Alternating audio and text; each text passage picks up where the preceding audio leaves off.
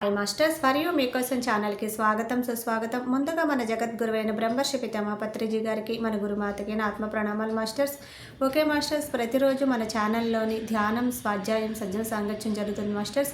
అలాగే జూమ్ సెక్షన్లో పాల్గొన్న మాస్టర్లకి, యూట్యూబ్లో చూస్తున్న మాస్టర్లకు కూడా ధన్యవాదాలు తెలుపుకుందాం మాస్టర్స్. ఓకే మాస్టర్స్, ఈరోజు మన ఛానల్కి సీనియర్ పిరుడు మాస్టర్ గారైన సరిత గారు మిర్యాలగూడ నుంచి వచ్చారు. మేడం గారిని సాదరంగా ఆహ్వానించుకుందాం. ఈరోజు మేడం చెప్పబోయే టాపిక్ చక్రాలు. ఈ గొప్ప ఆత్మజ్ఞానం అందించడానికి మేడం గారికి వెల్కమ్ చెప్దాం మాస్టర్స్. నమస్తే మేడం, వెల్కమ్ మేడం. ముందుగా జగద్గురు అయిన మన పితామహ పత్రిసారికి కోటి కోటి ప్రణామములు.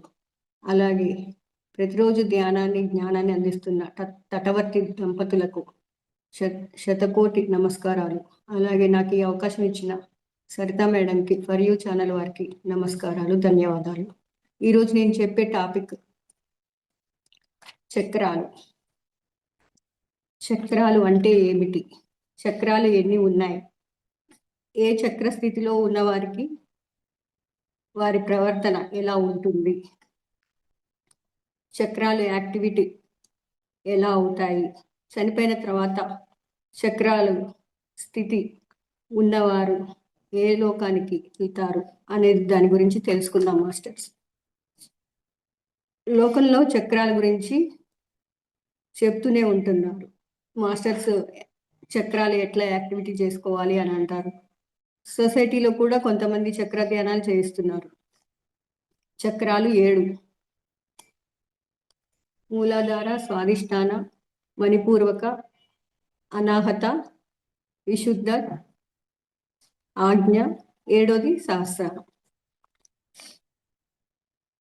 నా వెనకాల ఉన్నది చక్రాలు అవపడుతున్నాయా మేడం?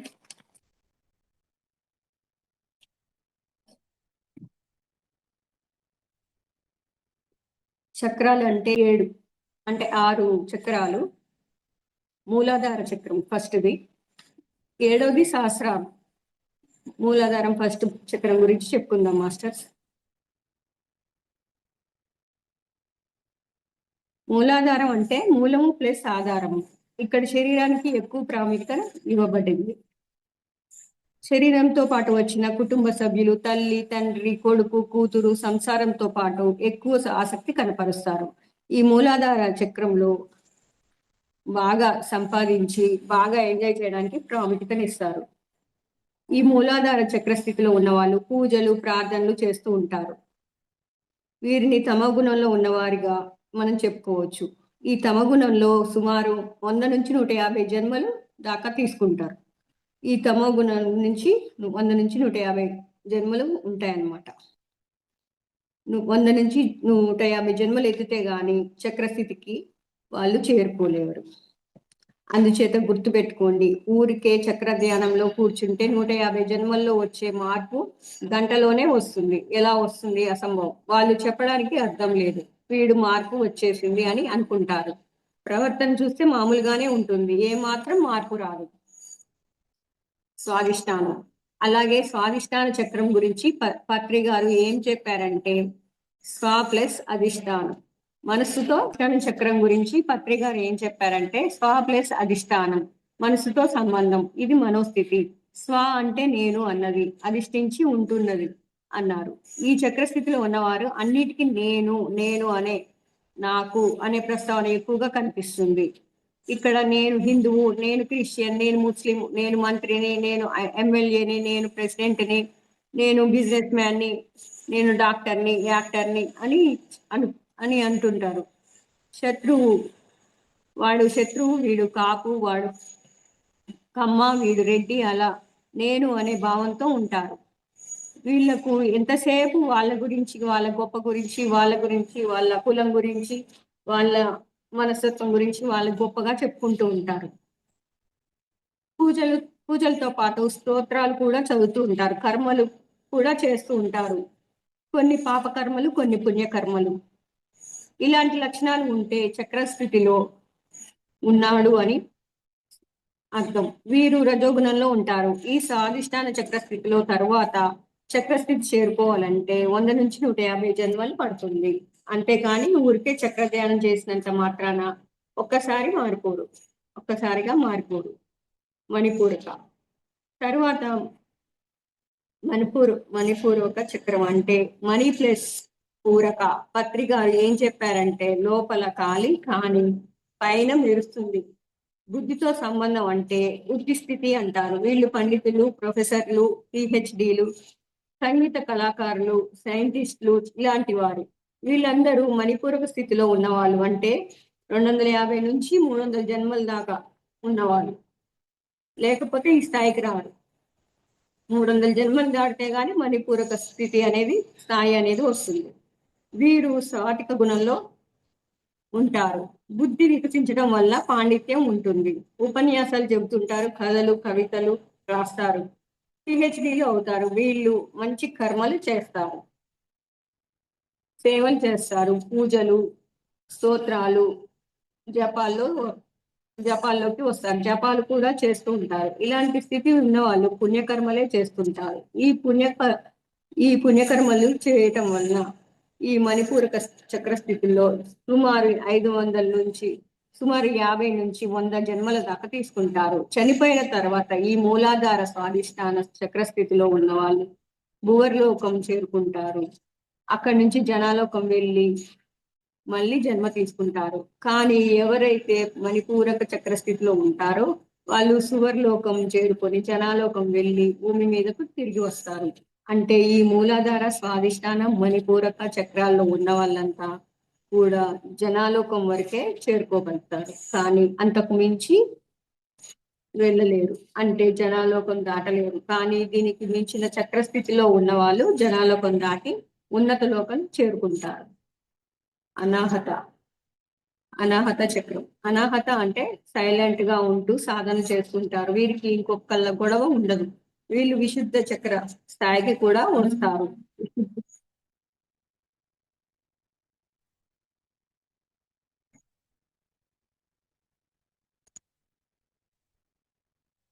విశుద్ధ అంటే విశేషంగా సిద్ధమైన వారు అంటే ధ్యానం బాగా చేసి మంచి చెడు కర్మల్ని ప్రక్షాళన చేసుకుంటారు.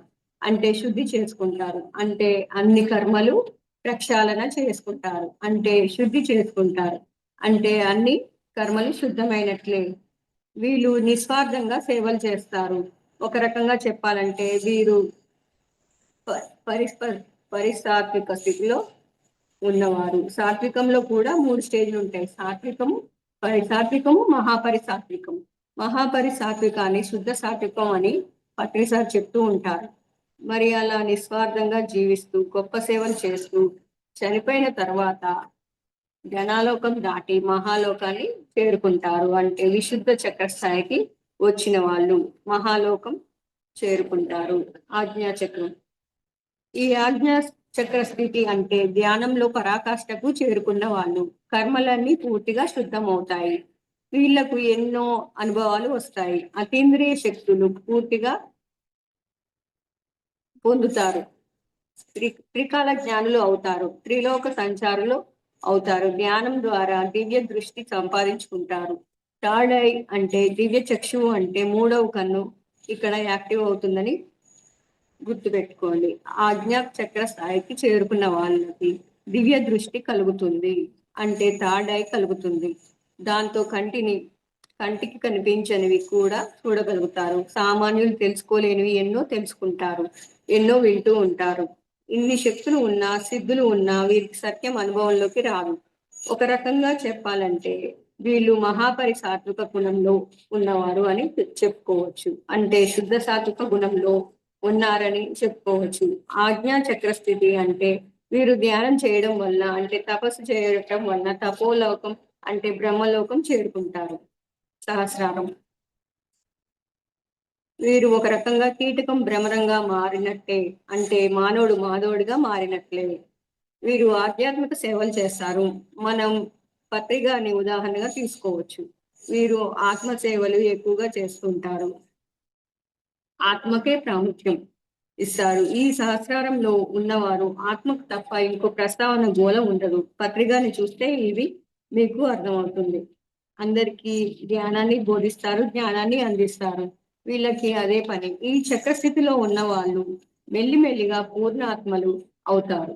వీరిని సహసృష్టికర్తలు అని కూడా అంటారు.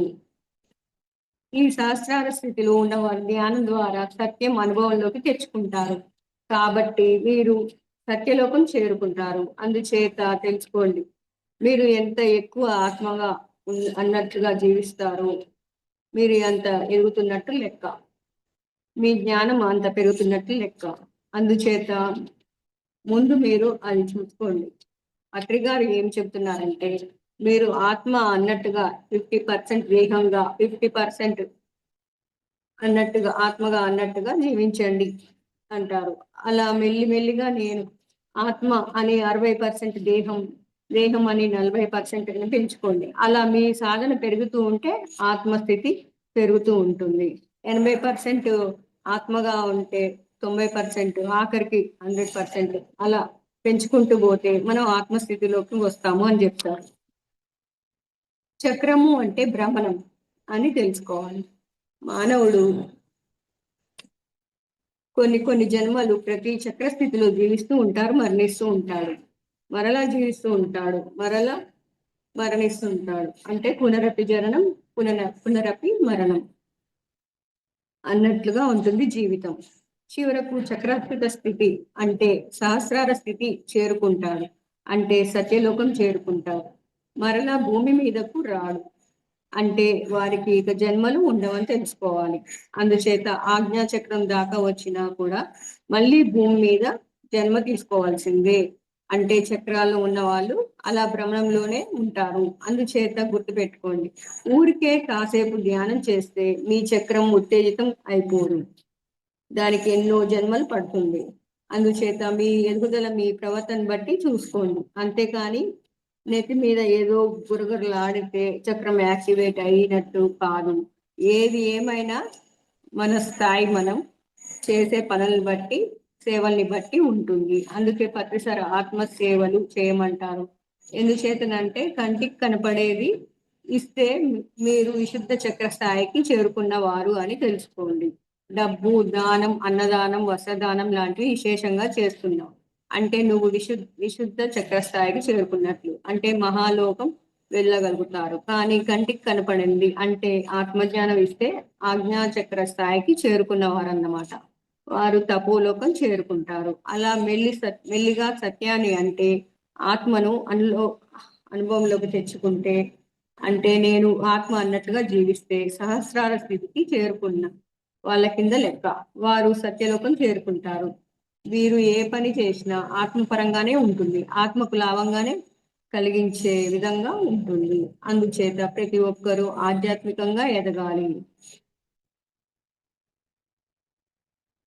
మొట్టమొదటి 3 చక్రాల వరకు అంటే మూలాధార, స్వాధిష్టాన, మణిపూరక చక్రాల్లో ఉన్నవారు జనాలోకం కిందనే ఉంటారు. కానీ విశుద్ధ చక్ర స్థితి చేరుకున్న వాళ్ళు మహాలోకం చేరుకుంటారు.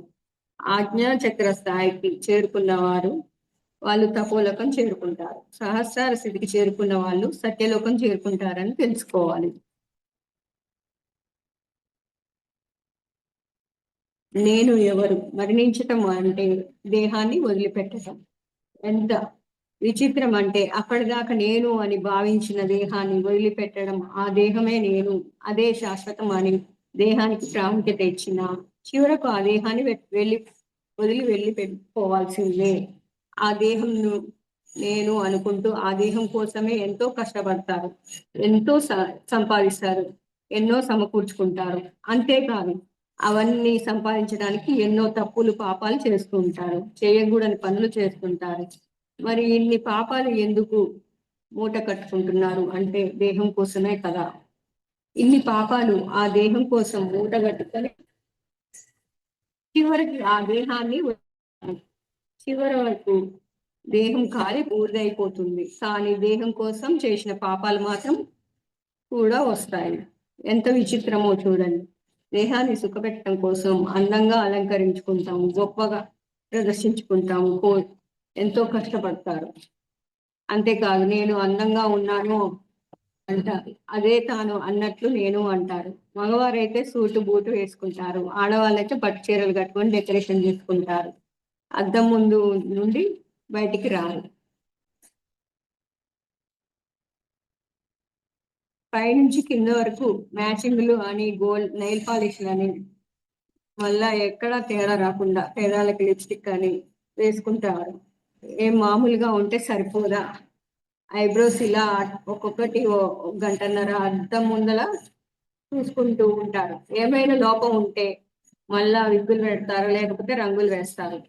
దానికి ఎంత షో చేస్తారో.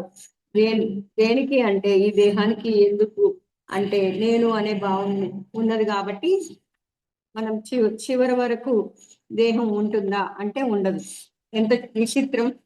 దానికో పేరు పెట్టుకొని మురిసిపోతారు. ఎవరైనా ఆ పేరుతో పోలితే ఉబ్బిపోతారు.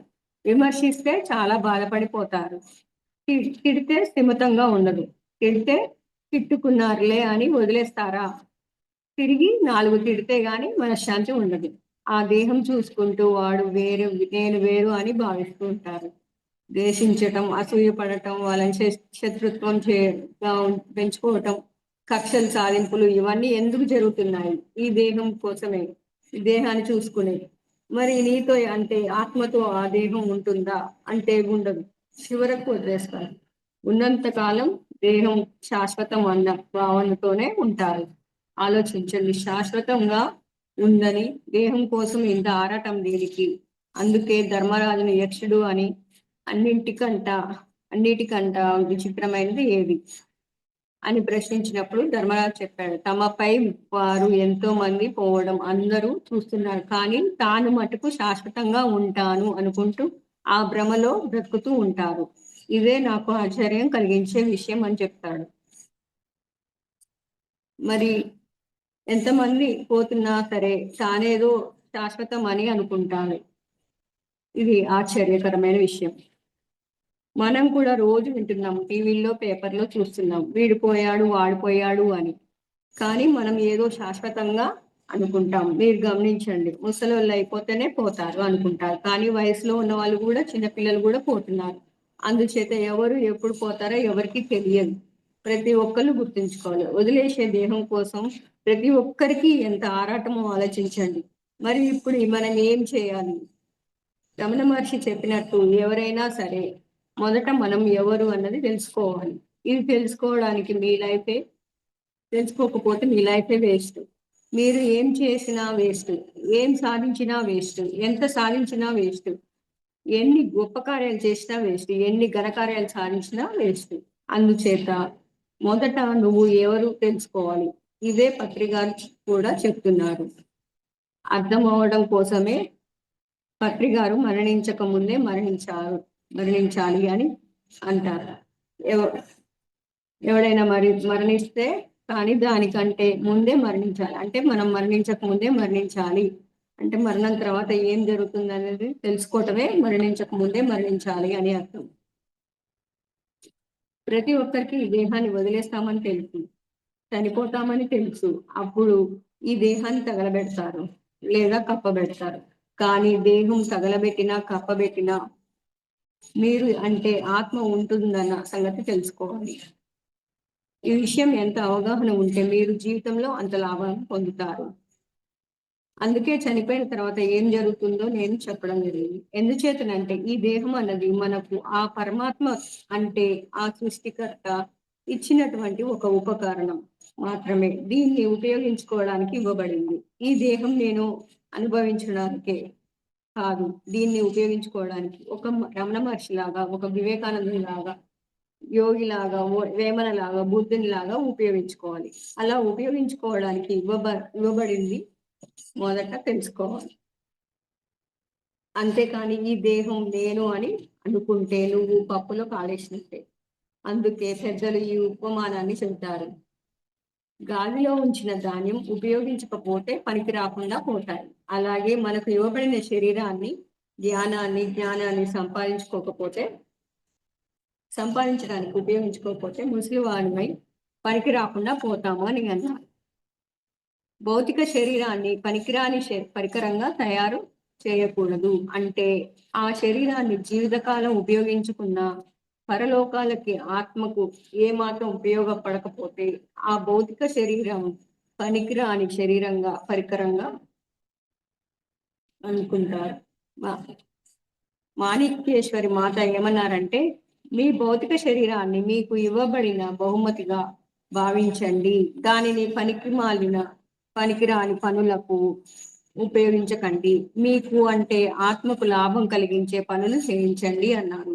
అంతేకాదు మహర్షులు ఏమి చెప్పారంటే, ఆత్మను నిర్లక్ష్యమై చేసిన వారు ఆత్మహంతకులు అవుతారు అని అన్నారు. అందుచేత ఈ ఉపకరణాన్ని మనం జాగ్రత్తగా ఉపయోగించుకోవాలి. దీనికి కొన్ని అవసరాలు ఉంటాయి. అందుచేత దేహ అవసరాలు తీర్చే ప్రయత్నం చేయాలి. అంటే వేళకి ఇంతకు తిండి, దానికి కావాల్సిన బట్ట, దానికి కావాల్సిన ఇల్లు సమకూర్చుకోవాలి. అంతేకాదు వాటితో పాటు ఒక తోడు, అంటే స్త్రీ పురుషుడు, పురుషుడికి స్త్రీ, స్త్రీకి పురుషుడు ఉండాలి. జాగ్రత్తగా చూసుకుంటూ పోషించుకుంటూ అంటే ఆత్మ ఉన్నతికి పాటుపడాలి. అంతే తప్ప దేహానికి కాదు. దేహమే నేనే శాశ్వతంగా ఉండిపోతాను అనే భ్రమకి లోను కాకూడదు. అందుకే పత్రి గారు పదే పదే గుర్తు చేస్తుంటారు. కారణం అది చాలా ముఖ్యం కాబట్టి. దేహాన్ని ఎందుకు తీసుకున్నాము, అందుకే మనం దేహాన్ని ఎందుకు తీసుకున్నాము, ఎందుకు భూమి మీదకి వచ్చాము అన్నది తెలుసుకోవాలి. మనము ఈ విషయాలు తెలుసుకుంటూ ఈ జ్ఞానం సంపాదించుకుంటూ అర్థమవుతుంది. ఈ జ్ఞానాన్ని సంపాదించుకుంటే అర్థమవుతుంది. కొత్త వాళ్ళకి తెలియదు. అందుచేత ఆత్మ నేనే అన్నది అర్థం చేసుకోవాలి.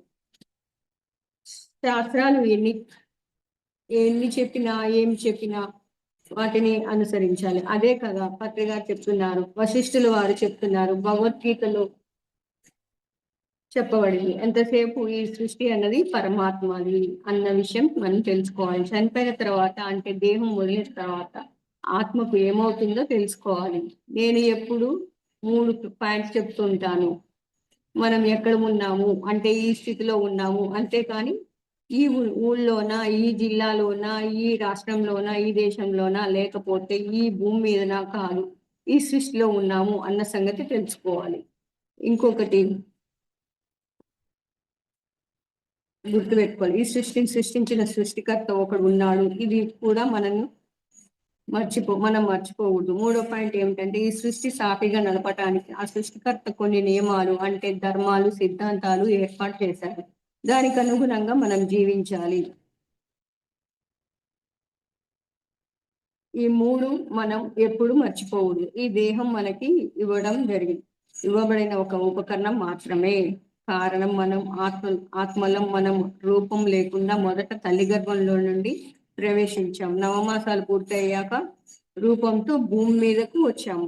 ఆ రూపంతో ఎన్నో పనులు చేస్తున్నాము, అంటే వింటున్నాము, మాట్లాడుతున్నాము, పనులు చేస్తున్నాము. చివరికి ఏం చేస్తున్నామంటే ఆత్మ అయిన మనము ధరించినటువంటి ఈ రూపాన్ని, అంటే శరీరాన్ని ఇక్కడే వదిలేసి వెళ్ళిపోతున్నాము.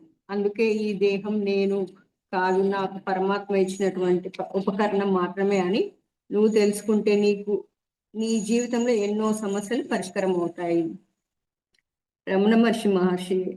అందుకే రమణ మహర్షి అదే తెలుసుకుంటారు. పత్రిజీ ఎంతసేపు అదే చెప్తారు. నీ రూపం రాకముందు నువ్వు ఉన్నావు, ఈ రూపంలో నువ్వు ఉన్నావు, రూపం వదిలేశాక నువ్వు ఉంటావు. అందుచేత గుర్తు పెట్టుకోండి, ఎక్కడైనా సరే నేను లేకపోతే అసలు రూపమే ఉండదు. ఆలోచించండి, రూపం అంటే దేహం ఎలా వచ్చింది, నిన్ను బట్టి అంటే ఆత్మను బట్టి వచ్చింది.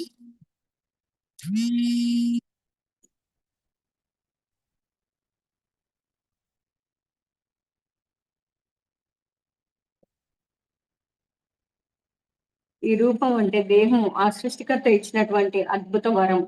ఎంత అద్భుతమైన దేహం ఇవ్వబడిందో చూడండి. దీని నిర్మాణము చేయగలిగిన పనులు ఇవన్నీ చూస్తే నిజంగా ఈ దేహం ఎంతో అద్భుతమైనది. దీనితో ఎంతో మంది ఎన్నో అద్భుతాలు చేస్తున్నారు. 700 కోట్ల జనాభా ప్రపంచంలో ఉంటే ఒక్కొక్కరు ఒక్కొక్క నైపుణ్యాన్ని ప్రదర్శిస్తూ ఉంటారు. ఎన్నో కనిపెడుతున్నారు, ఎన్నో తయారు చేస్తున్నారు, ఎన్నో కనుక్కుంటున్నారు, ఎన్నో రీసెర్చ్లు చేస్తున్నారు. ఒక్కొక్కరు చేసే అద్భుతాలు చూస్తే ఆశ్చర్యం వేస్తుంది. ఇన్ని అద్భుతాలు చేస్తున్నటువంటి ఈ రూపాన్ని ఆ పరమాత్మ ఇచ్చాడు. ఆ పరమాత్మ తయారు చేశాడు. ఆలోచిస్తే ఈ రూపంలో ఎంతో అనుభవిస్తూ ఉన్నావు, ఎంత ఆనందిస్తున్నావు, ప్రతి పూట ఎన్ని రకాల రుచులను, ఎన్ని రకాల సువాసనలు చూస్తున్నాము, ఎన్ని సుందర దృశ్యాలు చూస్తున్నాము. మరి నిజంగా ఇది దేవుడిచ్చినటువంటి అద్భుతమైన వరమే కదా. అందుచేత ఈ దేహాన్ని ఏమి కావాలో అన్ని ఆయన సమకూర్చాలి. ఈ దేహం లోపల ఎన్నో అమర్చబడ్డాయి. తలలో ఎన్ని ఉన్నాయి, శరీరంలో ఎన్ని ఉన్నాయి ఆలోచించండి. అద్భుతాలు చేయగలిగే ఈ దేహాన్ని తయారు చేసిన పరమాత్మ ఎంత గొప్పవాడో మనం ఊహించగలమా. అందుచేత దేహం అన్నది మానవునకు ఇవ్వబడిన ఒక అద్భుతమైన వరం. ఆయన ఎలా తయారు చేశాడు, ఆయన మేధస్సు ఎంత గొప్పదో ఆలోచించండి. ఇంతలా తయారు చేసిన ఇంత అద్భుతమైన దేహం సమయం అయిపోతే మళ్ళీ ఆయనే నాశనం చేస్తున్నాము. ఆ టైం అయిపోయిందంటే మనం ఉండం, తీసుకుపోతాడు. మనం చేసిన కర్మలను బట్టే మనం అనుభవిస్తాం అన్నమాట. మంచి చేస్తే మంచి, చెడు చేస్తే చెడు. ఈ శరీరం భూమి మీదకి వచ్చాక, ఎన్నో పనులు చేశాక, ఎన్నో సాధించాక సమయం అయిపోగానే మనం నిష్క్రమిస్తాము, అంటే చనిపోతాము. అందుచేత ఈ దేహంలో మనం ఉండగానే దేహాన్ని జాగ్రత్తగా చూసుకుంటూ ఈ దేహంతో మనం చేయవలసిన చేయాలి, మనం సాధించవలసినవి సాధించాలి. మనం ఇష్టం వచ్చినట్లుగా చేయటానికి మనం అధికారం లేదు. నా ఇష్టం అంటే కుదరదు. అంతేకాదు ఏదో ఒక నేను అన్ని చేసుకున్నాను అనుకుంటున్నాను. నేను ఆ పని చేశాను, ఈ పని చేశాను, నేను ఇది విన్నాను, అది విన్నాను, అది మాట్లాడాను, నేను ఇది కనిపెట్టాను అని అంటావు. కానీ అన్నీ చేయగలగడానికి కారణం శరీరంలో ఉన్న ఆత్మ. ఆత్మ లేకపోతే ఏమీ లేదు. అసలు ఈ దేహంలో ఎన్ని భాగాలు ఉన్నాయో తెలుసా? బయటకు కనిపించే వాటికంటే లోపల కనిపించనివి ఎన్నో ఉన్నాయి. చూడండి, జ్ఞానేంద్రియాలు, కర్మేంద్రియాలు, శరీరం, ఇవన్నీ బయటకు కనిపిస్తాయి. అవి కాకుండా లోపల ఎన్నో క్రియలు జరుగుతున్నాయి. శ్వాసక్రియ, జీర్ణక్రియ, విసర్జన క్రియ, రక్త ప్రసరణ క్రియ, 200 క్రియలు జరుగుతున్నాయి లోపల. ఇంకా గుండె, లివరు, ప్యాంక్రియాస్, కిడ్నీలు లాంటివి ఎన్నో భాగాలు ఉన్నాయి. ఇవన్నీ ఆత్మ వల్లే పనిచేస్తున్నాయి. ఇక్కడ నువ్వు అనేది ఏది లేదు. ఆత్మ ఉంటేనే అన్ని పనిచేస్తాయి. ఆత్మ లేకపోతే శవం. ఇది అర్థం చేసుకోవాలి. అందుచేత ఈ దేహం అన్నది ఆత్మ అయిన నీకు ఒక ఉపకరణం మాత్రమే. అందుచేత ముందు నేను ఎవరు తెలుసుకుంటే దేహం ఎవరు నీకు అర్థమవుతుంది. అందుచేత ప్రతి ఒక్కరు ముందు నేను ఎవరు అన్న ప్రశ్న వేసుకోవాలి. ఆ ప్రశ్న వేసుకోకుండా ఊరికే జీవిస్తే ఏమీ ప్రయోజనం లేదు.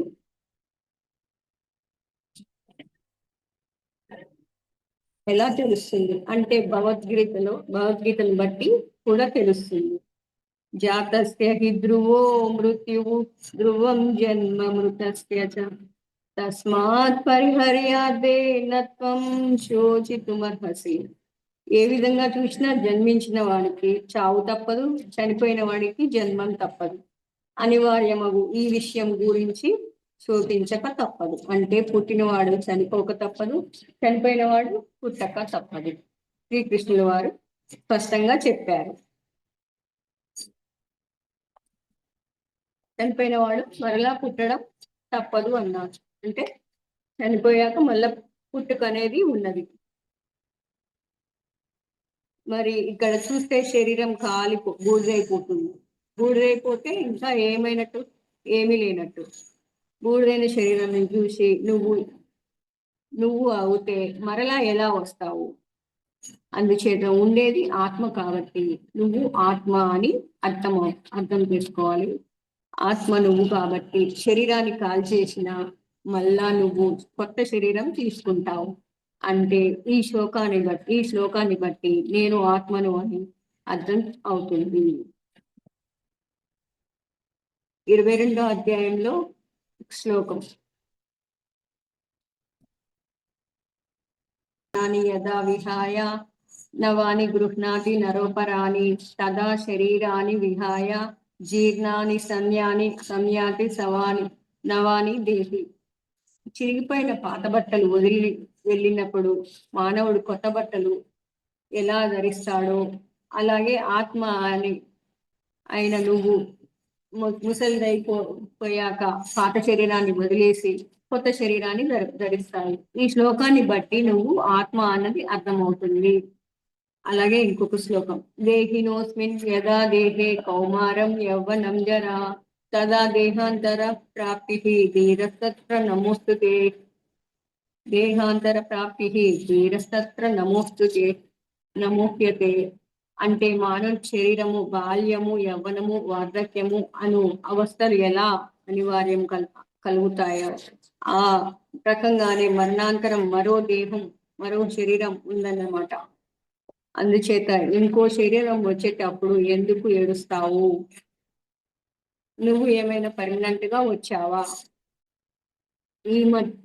ఈ మధ్యగా శరీరం తీర్చుకున్నావు. ఈ శరీరంలో నువ్వేదో యుగాలుగా నుండి ఉన్నట్టుగా పోతుందని బాధపడుతున్నావు. పోతే పోని, మళ్ళీ ఇంకోటి వస్తుంది. ఈ విషయం జ్ఞాని అయిన వాడు ఎంత మాత్రం మోహాన్ని చెందడు. శ్రీకృష్ణుల వారు చెప్పారు. మనం చిరిగిపోయిన వస్త్రాన్ని వేసుకోం కదా, కొత్తది వేసుకుంటాం. చిరిగింది వచ్చిందని అది తీసేస్తాం. అలాగే మనం చనిపోయాక కొత్త శరీరం వస్తుంది. అంటే చనిపోయినప్పుడు కొత్త శరీరం వచ్చినప్పుడు ఎంత సంతోషంగా ఉంటామో, అలాగే దేహాన్ని విడిచినాక దేహం వచ్చినప్పుడు అంత సంతోషంగా ఉండాలి. మనం చనిపోతున్నాము అన్న బాధ ఉండకూడదు. ఆత్మస్థితిలో ఉన్న వాళ్ళకి ఈ బాధ ఉండదు. దేహస్థితిలో ఉన్న వారికి మాత్రమే ఈ బాధ అన్నది ఉంటది. వాళ్ళకి అజ్ఞానంలో ఉండి బాధపడుతూ ఉంటారు. పై వాటిని బట్టి నేను ఆత్మ అని స్పష్టంగా తెలుస్తుంది. మరి నువ్వు ఆత్మవై ఉండి నేను దేహం అనే భావంతో ఎందుకు ఉంటావు? ఎందుకు నేను దేహం అన్నట్టుగా జీవిస్తున్నావు? దేహానికి ఎందుకు ప్రాముఖ్యత ఇస్తున్నావు? నీకు ఇవ్వబడినటువంటి సమయం, నీ శరీరానికి ఇవ్వబడిన శక్తులు, ఈ జీవితం అన్ని శరీరం కోసమే ఎందుకు వినియోగిస్తున్నావు? అంటే శరీరం నేను అని అనుకోబట్టే కదా.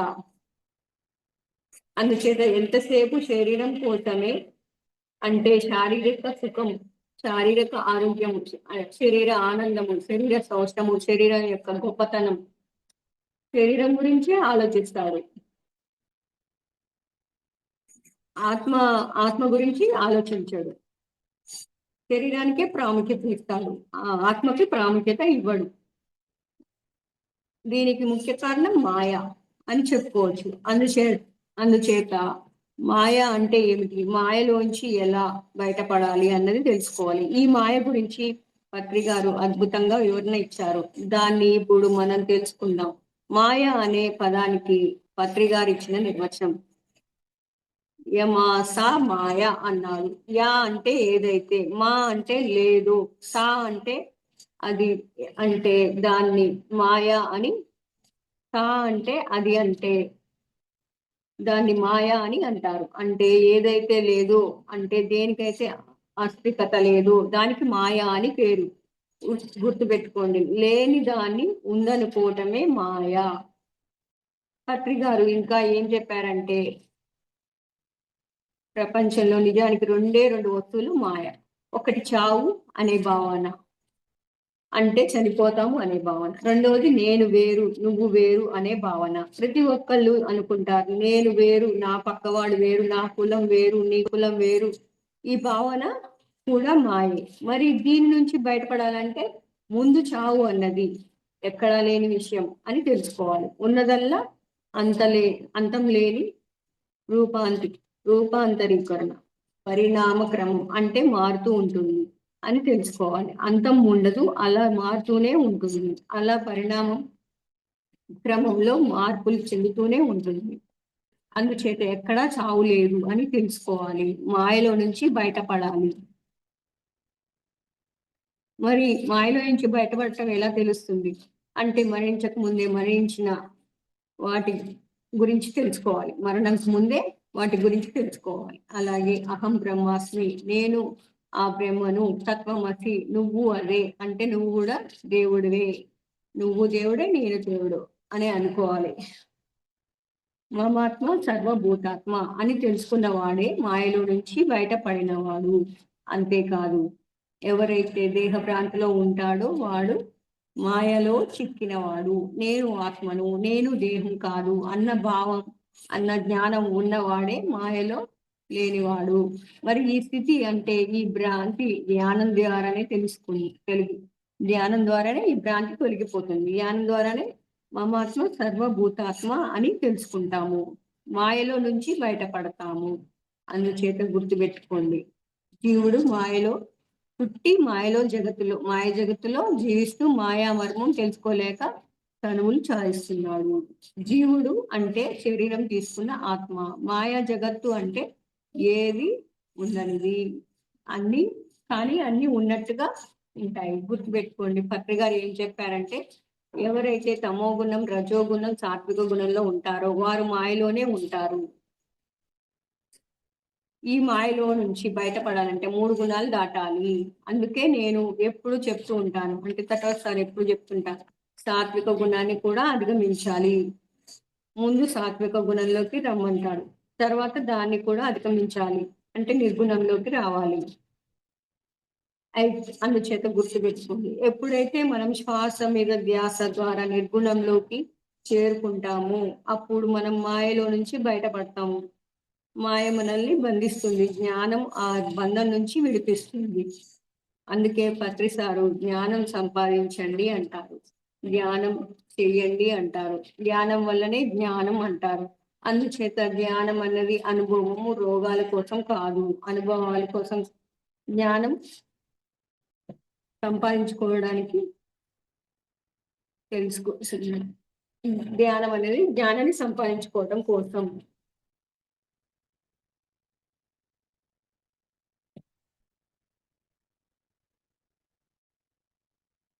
ఆత్మజ్ఞానం పొందటం వల్లే ఆత్మానందం, లేకపోతే కష్టాలు, కన్నీళ్లు.